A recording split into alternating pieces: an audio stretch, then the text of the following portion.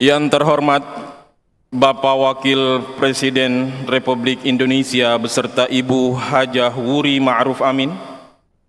Yang kami hormati Bapak Haji Muhammad Yusuf Kalla beserta Ibu Hajah Mufidah Yusuf Kalla. Yang kami hormati para pimpinan lembaga negara dan para menteri Kabinet Indonesia Maju. Yang mulia para duta besar negara sahabat.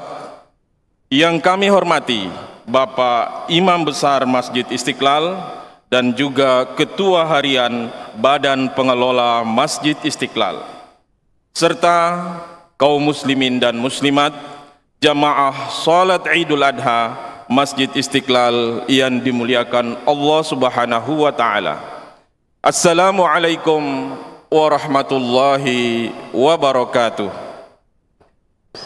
Allahu Akbar, Allahu Akbar, Allahu Akbar, walillahil hamd.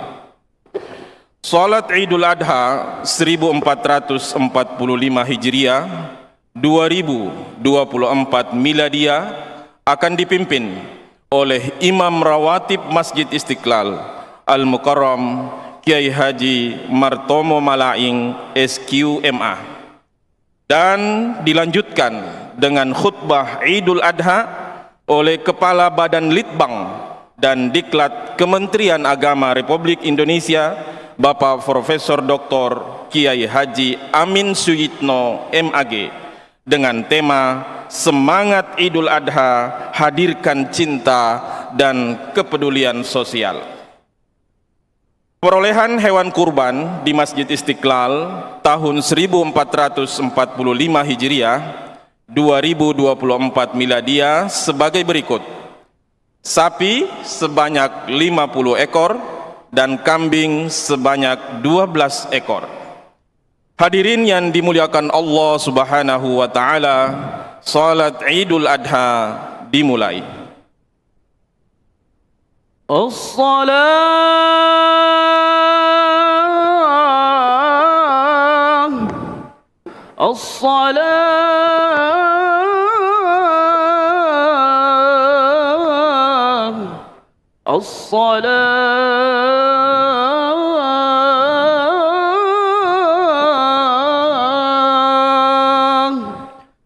صلوا سنة لعيد الأضحى ركعتين جامعة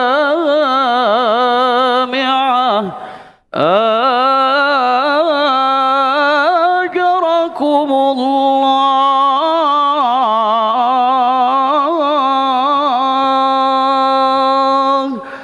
الصلاة لا إله إلا الله. الصلاة لا إله إلا الله.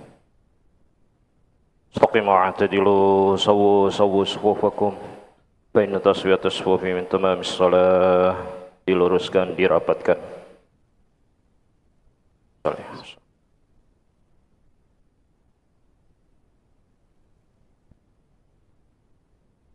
Allahu Akbar. Allahu Akbar.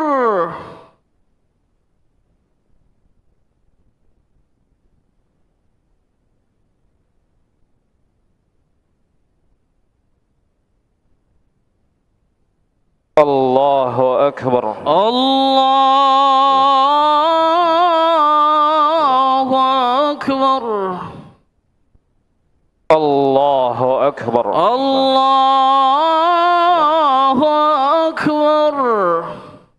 Allahu Akbar. Allahu Akbar. Allahu Akbar. Allahu Akbar.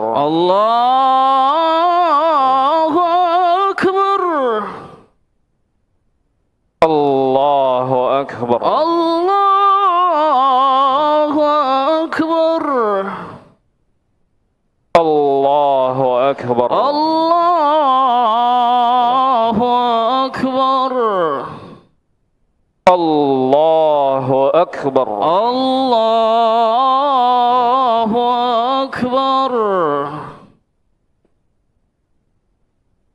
Bismillahirrahmanirrahim.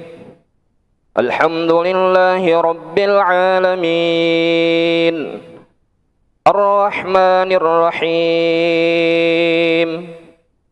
Maliki Yawmiddin.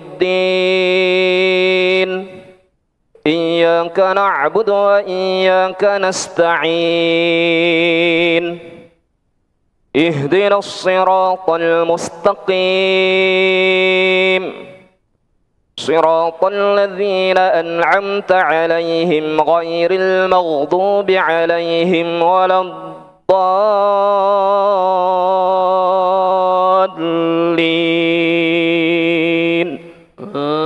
Amin.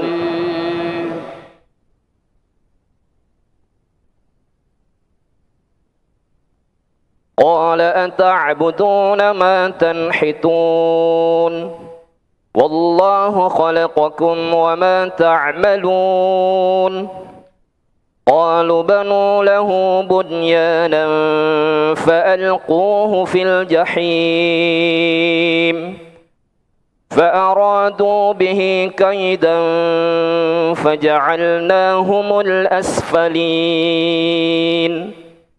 وقال إني ذاهب إلى ربي سيهدين رب هب لي من الصالحين فبشرناه بغلام حليم فلما بلغ معه السعي قال يا بني إني أرى في المنام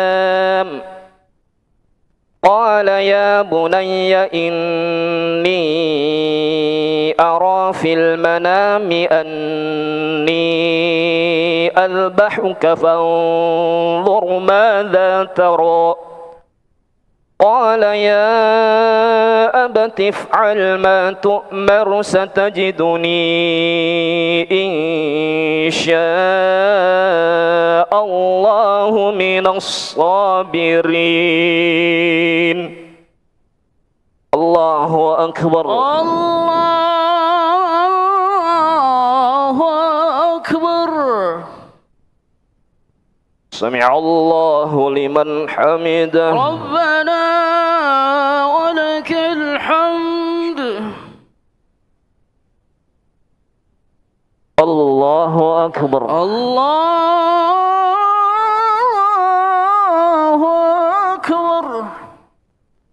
الله أكبر. الله أكبر.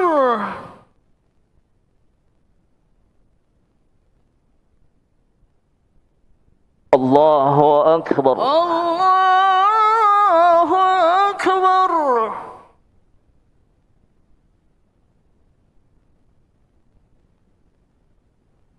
الله أكبر. الله أكبر. الله أكبر. الله أكبر. الله أكبر. الله أكبر. الله أكبر. الله أكبر. الله أكبر. الله أكبر. الله أكبر. الله أكبر. بسم الله الرحمن الرحيم. الحمد لله رب العالمين. الرحمن الرحيم. مالك يوم الدين. إياك نعبد وإياك نستعين. اهدنا الصراط المستقيم. صراط الذين أنعمت عليهم غير المغضوب عليهم ولا الضالين.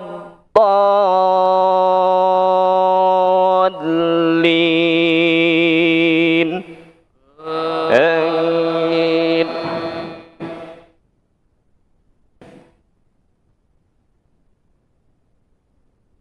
فلما أسلما وتله للجبين وناديناه أن يا إبراهيم قد صدقت الرؤيا إنا كذلك نجزي المحسنين إن هذا لهو البلاء المبين وفديناه بذبح عظيم وتركنا عليه في الآخرين سلام على إبراهيم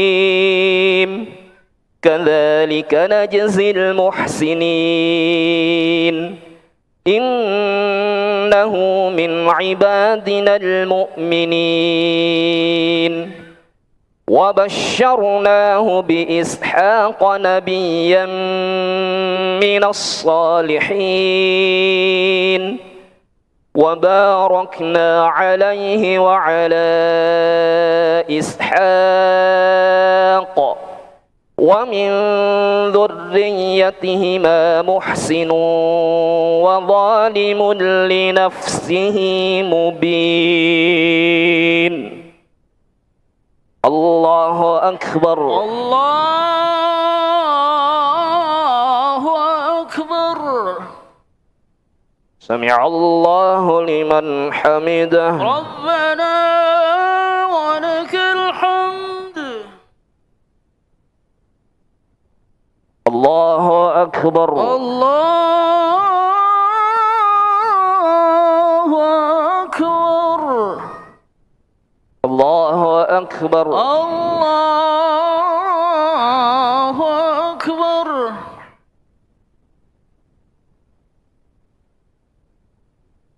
الله أكبر الله أكبر. الله أكبر الله أكبر.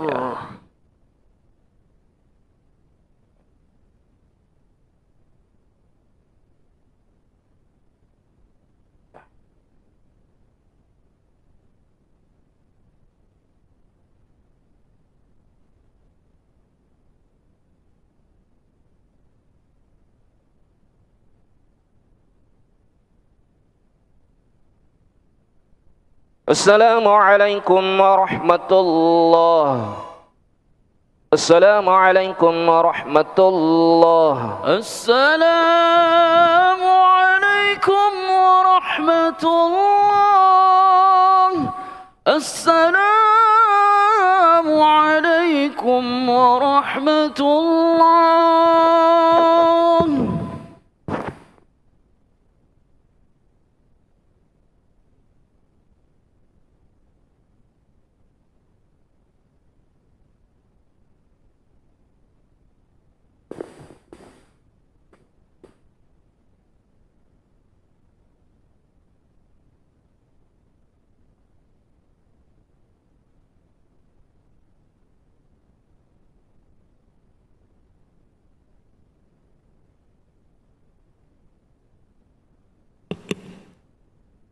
Assalamualaikum warahmatullahi wabarakatuh. Allahu Akbar, Allahu Akbar, Allahu Akbar, Allahu Akbar, Allahu Akbar. Allahu Akbar, Allahu Akbar, Allahu Akbar, Allahu Akbar. Allahu Akbar, la ilaha illallah, Allahu Akbar. Allahu Akbar walillahil hamd. Alhamdulillahilladzi yakhluqu man yasha wa yakhtar. Ahmaduhu subhanahul wahidul azizul ghaffar. Wa ashhadu an la ilaha illallah wahdahu la syarikalah. Wa ashhadu anna Muhammadan abduhu wa rasuluh. Imamul muttaqina wa qudwatul abrar. Allahumma salli wa sallim ala sayyidina Muhammad wa ala alihi wa sahbihi salatan daimam ma tawaqaba al-lailu wan nahar. Amma ba'd. Fa ya ikhwatal Islam, usikum wa nafsi bi taqwallah. Wa qala ta'ala fi kitabil karim, a'udzu billahi minasyaitonir rajim. Inna a'tainakal kautsar fasholli lirabbika wanhar. Inna syani'aka huwal abtar. Hadirin jamaah salat Id yang dimuliakan Allah. Alhamdulillah, puja dan bersyukur kita haturkan kehadirat ilahi Rabbi karena limpahan berkat irodahnya kita masih mendapati Idul Adha 1445 Hijriah tahun ini sebagaimana tahun-tahun sebelumnya. Hari raya yang sering kita sebut dengan Idul Kurban, sering juga disebut dengan Hari Raya Haji. Banyak hikmah dan pesan moral dan peristiwa ini sebagai penanda syukur umat Islam sejagat terus mengembangkan kalimat takbir, tahlil dan tahmid dimulai sejak terbenamnya matahari sore kemarin hingga hari-hari tasyrik 3 hari ke depan. Salat dan salam mari kita persembahkan kepada Nabi besar Muhammadin sallallahu alaihi wasallam, para sahabatnya, para keluarganya, dan kiranya juga berlimpah kepada kita semua. Amin ya rabbal alamin. Pada kesempatan yang mulia ini, selaku khatib, saya mengajak kepada kita semua, marilah senantiasa kita meningkatkan keimanan dan ketakwaan dalam arti yang hakiki, yakni menghadirkan Allah Subhanahu wa taala dalam kehidupan keseharian kita dalam situasi dan kondisi apapun. Seorang penyair berujar, "Tazawwad minat taqwa fa innaka la tadri idza janna lailu hal ta'ishu ilal fajri." Berbekalah kalian dengan takwa, karena engkau tidak tahu apabila malam kian kelam, apakah engkau masih hidup hingga fajar menyingsing nanti. Allahu Akbar, walillahil hamd. Idul Adha yang sedang kita rayakan hari ini tidak terlepas dari peristiwa penting yang melibatkan 3 tokoh sentral dalam sejarah umat manusia, yakni Nabi Ibrahim alaihissalam, Nabi Ismail alaihissalam, dan Siti Hajar al-Qibtiyah al-Misriyah. Dalam Qasasul Anbiya karya Ibnu Katsir dikisahkan bahwa pada saat usianya Nabi Ibrahim yang sudah tidak muda lagi, belum juga dikaruniai keturunan. Dalam penantian panjang itulah istri pertamanya Siti Sarah menyarankan agar Nabi Ibrahim menikah lagi dengan Siti Hajar. Dan dalam harapan dan doanya, Nabi Ibrahim berdoa kepada Allah kiranya diberikan keturunan yang soleh. Rabbi habli minas solihin, tertuang dalam surat As-Saffat ayat 100. Ya Tuhanku, anugerahkanlah kepadaku seorang anak yang termasuk orang-orang yang soleh.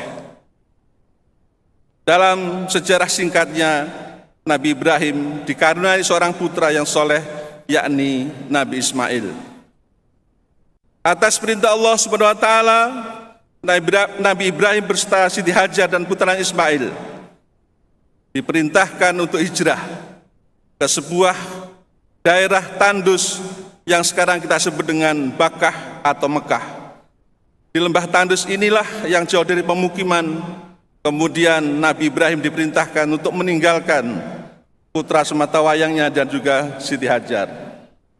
Pada saat di tengah-tengah kepiluan itu, Siti Hajar berserta Nabi Ismail dalam kesunyian, dalam kesulitan makan dan air minum, senantiasa berdoa kepada Allah agar mendapatkan air minum atau sejenis makanan.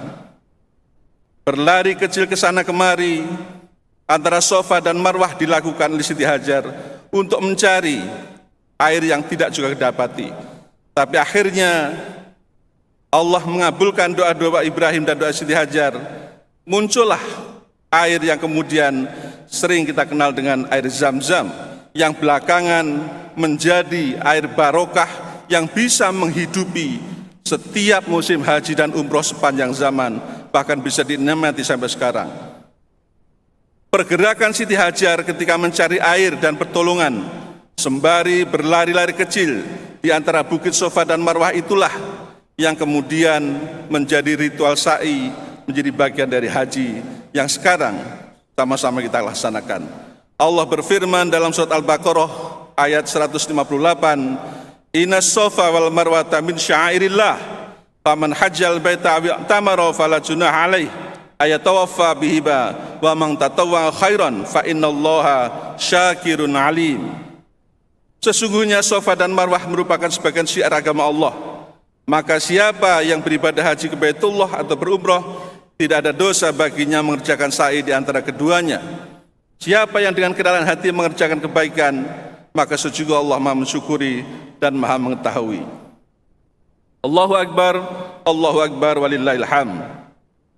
Sejarah ritual sa'i memperlihatkan dengan jelas bahwa sosok seorang perempuan yang tabah tidak kenal lelah, penuh ketulusan dan rasa cinta. Air merupakan simbol kehidupan manusia pada alam ini. Lebih-lebih pada saat sekarang di suasana climate change. Perjuangan Hajar mencari air merefleksikan perjuangan perempuan mempertahankan kehidupan manusia. Perempuan Hajar bahkan tidak berjuang untuk dirinya sendiri, melainkan bagi umatnya, termasuk orang-orang yang lemah. Bahkan apa yang pada masa lalu perjuangan Hajar itu kini bermanfaat untuk kita semua. Allahu Akbar, walillahil hamd. Ujian terhadap keluarga Ibrahim tidak berhenti sampai di situ saja. Tatkala Ismail sudah memasuki usia dewasa atau usia balik, kemudian Nabi Ibrahim mendapat petunjuk melalui mimpinya untuk menyembelih putranya. Hal ini sebagaimana tertulis dalam As-Saffat ayat 102. Falamma balagha ma'hu sa'ya qala ya bunayya inni ara fil manami anni adbahuka fanzur madza tara. Qala ya'tibnal ma tu'maru satajiduni insyaallahu minas sabirin. Maka tatkala anak itu sudah sampai umur sanggup berusaha bersama-sama Ibrahim, Ibrahim berkata, "Hai anakku, sesungguhnya aku melihat dalam mimpi bahwa aku menyembelihmu. Maka fikirkanlah apa pendapatmu." Ia menjawab, "Hai bapakku, kerjakanlah apa yang diperintahkan kepadamu. Insyaallah kamu akan mendapatiku termasuk orang-orang yang sabar." Hadirin, dialog yang indah antara seorang ayah dan seorang anak yang sangat demokratis dalam sebuah dialog perintah Tuhan yang digambarkan antara seorang Ibrahim dan Ismail. Kata-kata ya bunayya menggambarkan sebuah panggilan yang sangat-sangat sayang. Ibrahim tidak menyebut dengan ya walad, ya ibnu, tapi ya bunayya. Sebuah ilustrasi betapa sayangnya Ibrahim terhadap putranya Ismail. Begitupun seorang Ismail menyebut dengan sangat indah, ya batif'al ma tu'maru satajiduni insyaallah minas sabirin. Wahai abah, wahai ayah tercinta, kerjakanlah yang sudah menjadi otoritasnya Tuhan Allah Subhanahu wa taala. Insyaallah engkau akan mendapatiku orang yang sabar. Dialog yang indah yang penuh demokratis ini menggambarkan meskipun Ibrahim punya otoritas perintah Tuhan, tapi tetap minta pendapat putranya. Pantas saja jika Ibrahim mendapat gelar Khalilullah, kekasih Allah yang menjadi teladan umat manusia, sebagaimana tertulis dalam Quran surat Al-Mumtahanah ayat 4. Qad kanat lakum uswatun hasanatun fi Ibrahima walladzina ma'hu. Sungguh benar-benar ada suri tauladan yang baik bagimu pada diri Ibrahim dan orang-orang yang bersama dengannya. Sifat sabar dan penuh kepasrahan tersebut juga ditunjukkan oleh Siti Hajar sebagai ibunya. Ini menggambarkan simbolisme ketokohan pemimpin tripartit yang diperankan oleh seorang ayah, yakni Ibrahim, seorang anak muda, yakni Ismail, dan seorang ibu, yakni Siti Hajar. Tiga sentral dari figur inilah yang merupakan sosok yang terus menjadi contoh teladan bagi umat manusia sepanjang masa. Allahu Akbar, walillahil hamd. Bangsa kita tentu saja bangsa yang besar, membutuhkan figur tokoh-tokoh seperti ini, yang tegas seperti Ibrahim tapi tetap demokratis. Meskipun menghadapi situasi yang sangat sulit, penuh risiko, tetapi beliau tetap tegas di garis lurus, memegang teguh prinsip yang benar atas perintah Allah Subhanahu wa taala. Kendati pun harus mengorbankan kepentingan keluarga, pribadi, bahkan golongannya. Di samping itu, ada figur lain yang dibutuhkan adalah sosok pemuda yang merepresentasikan penerus perjuangan generasi sebelumnya. Lihatlah sosok Ismail yang tangguh dan pemberani dalam menghadapi resiko, meskipun nyawa menjadi taruhannya. Sosok Ismail adalah representasi anak muda yang ulet, tegak lurus, jauh dari sifat kemalasan, apalagi kemanjaan. Patut direnungkan syair Ahmad bin Al-Husain Al-Jafi Al-Khindi Al-Kufi sebagai berikut. Biarkan aku menggapai-gapai suatu ketinggian yang takkan mudah mencapainya. Ketinggian itu memang sulit bagi orang yang merasa sulit, namun mudah bagi yang merasa mudah. Anda ingin mencapai suatu kemuliaan dengan harga murah, padahal sebelum Anda meraih madunya, Anda harus merasakan sakitnya sengatan lebah. Allahu Akbar, walillahil hamd. Banyak ibroh yang bisa kita petik dari monumental cerita ini. Salah satunya diantaranya adalah membangun peradaban baru diwarnai dengan hijrah. Menginspirasi sejarah kehidupan Nabi Ibrahim, setidaknya telah melakukan 3 kali hijrah, yakni dari tempat kelahirannya di selatan Irak ke wilayah Palestina, kemudian hijrah ke Bakkah atau Mekah seperti yang kita kenal sekarang. Di sanalah Ibrahim merancang sebuah masyarakat dan komunitas baru yang bertauhid. Di sana pula Ibrahim membangun sebuah negeri yang dengan peradaban baru mentauhidkan Tuhan pencipta jagat raya. Hijrah adalah sebuah sunnatullah. Yang kedua, pentingnya membangun kebersamaan dan kepedulian sosial. Ibadah kurban memperkuat ikatan kepedulian sosial dan solidaritas di antara umat muslim. Selama pelaksanaan kurban, masyarakat saling berbagi daging kurban dengan orang-orang yang membutuhkan. Apakah itu fakir miskin, yatim piatu, bahkan kaum duafa. Ini menciptakan rasa kebersamaan, persatuan, dan saling peduli antara sesama umat Islam. Hikmah ini mengajarkan nilai-nilai saling berbagi, empati, dan kepedulian sosial di masyarakat. Yang ketiga, membangun ekosistem ekonomi. Pelaksanaan ibadah kurban juga memiliki dampak ekonomi yang positif.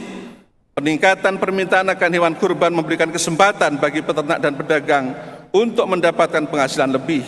Selain itu, pembagian daging kurban kepada yang membutuhkan juga membantu masyarakat yang kurang mampu untuk mendapatkan peningkatan kesejahteraan ekonomi. Hikmah ini mencerminkan pentingnya memperhatikan aspek ekonomi dalam ibadah pengembangan ekonomi umat. Dan yang tidak kalah pentingnya adalah keempat, memperkuat spiritualitas dan kecintaan sesama umat. Ibadah kurban mendorong umat untuk memperdalam spiritualitas dengan takarub billah dan sekaligus memperkuat akhlak yang baik. Dalam proses penyembelihan hewan kurban harus tetap mematuhi tata cara syariat-syariat agama. Di sisi lain, pembagian daging kurban juga dimaksudkan sebagai upaya menebarkan kecintaan umat. Barakallahu li wa lakum fil Qur'anil azim. Wa nafa'ani wa iyyakum bima fihi minal ayati wa dzikril hakim. Wa taqabbalallahu minni wa minkum tilawatahu innahu huwas samiul alim.